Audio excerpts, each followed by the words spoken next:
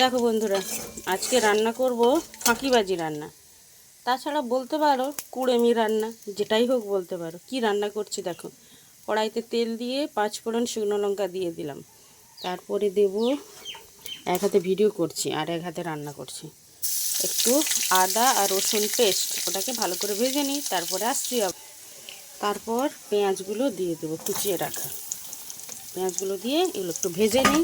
তারপর আবারও আসছি। কেন বলো তো, এক হাতে ফোন আর এক হাতে রান্না করি তো, তাই ভালো করে হয় না ভিডিও বানানো। দেখো পেঁয়াজটা ভাজা হয়ে যাচ্ছে, মাঝে কিন্তু দেখানো হয়নি,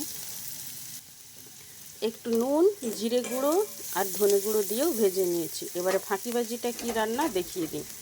এই দেখো, এখানে 2 ধরনের ডাল, আলু সাথে সয়াবিন সেদ্ধ করে নিয়েছি। সেদ্ধ করে এইভাবে ফোড়ন দিয়ে দিলাম। হ্যাঁ, টমেটো দেওয়া যায়, যেহেতু টমেটো ছিল না।